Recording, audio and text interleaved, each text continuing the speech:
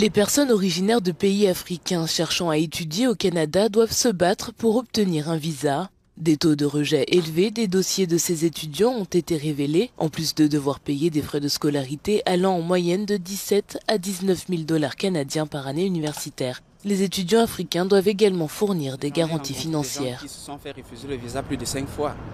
Donc, ça... Alors, bienvenue les amis, bienvenue dans cette nouvelle vidéo aujourd'hui. La thématique de cette vidéo aujourd'hui, c'est l'immigration au Canada.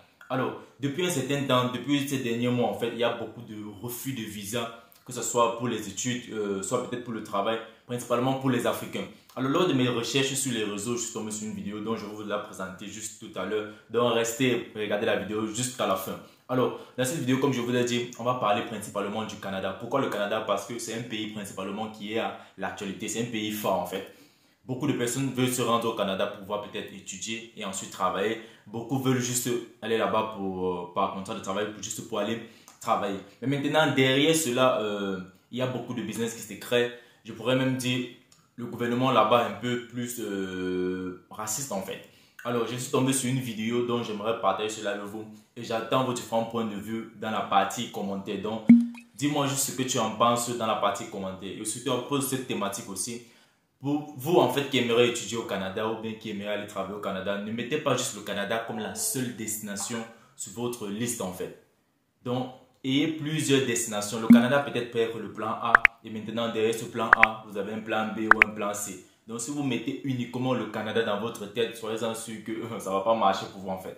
Donc, les amis, ne prenez pas juste le Canada comme la seule destination. C'est bien vrai, dans pratiquement tous les pays où on fait, il y a des refus de visa, il y a ceci. Mais pour le Canada, avec les conditions d'éligibilité, les critères pour pouvoir voyager, avec les comptes bancaires, etc., c'est vraiment pénible. Il y a certaines personnes qui réunissent en fait tous ces différents critères-là, mais jusqu'à là, on leur refuse le visa. Donc, les amis, sans plus tarder, je vais vous laisser visionner cette vidéo et vous allez me dire quoi vous en pensez dans la partie commentaires. Les personnes originaires de pays africains cherchant à étudier au Canada doivent se battre pour obtenir un visa. Des taux de rejet élevés des dossiers de ces étudiants ont été révélés, en plus de devoir payer des frais de scolarité allant en moyenne de 17 à 19 000 $ canadiens par année universitaire. Les étudiants africains doivent également fournir des garanties financières. Des gens qui se sont fait refuser le visa plus de 5 fois.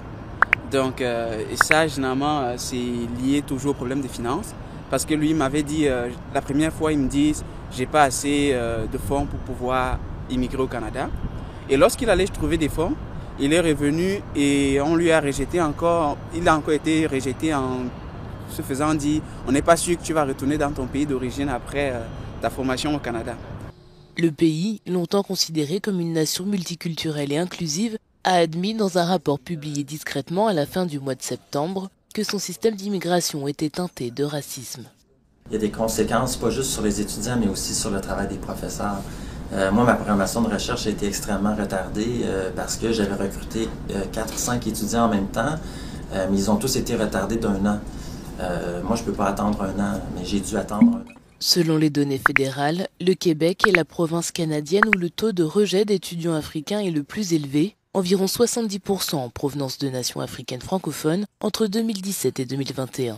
Quand il y a des étudiants qui viennent d'Afrique, peu importe leur statut social, peu importe leurs ressources financières, on leur dit tout le temps qu'il y a quand même des risques que ce soit refusé, même si leur dossier est vraiment béton, parce qu'effectivement, il y a des différences de traitement qui sont flagrantes. Dans son rapport de septembre, le gouvernement a promis d'améliorer la formation de ses agents d'immigration, des efforts salués par l'avocate qui souligne que le problème de racisme systémique au Canada ne sera pas résolu du jour au lendemain. Monsieur le Président, les statistiques parlent d'elles-mêmes. Laissez-moi donc vous en présenter quelques-unes. Chez nous, à l'Université du Québec à Rimouski, elle a fait face à un taux de refus ahurissant de 71 % sur plus de 2000 demandes en 2021. À l'échelle du Québec, les demandes en provenance de certains pays d'Afrique francophone ont affiché un taux de refus dépassant les 80 %. En comparaison, l'Ontario et la Colombie-Britannique avaient essuyé respectivement 37 et 47 % de refus en 2020. De la même manière, les demandes acheminées à des universités québécoises anglophones présentent des taux de refus moindres que les universités francophones. C'est indéfendable.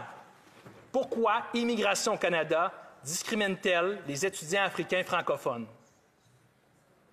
Comment se fait-il que personne au bureau du ministre n'a levé un drapeau rouge depuis 3 ans?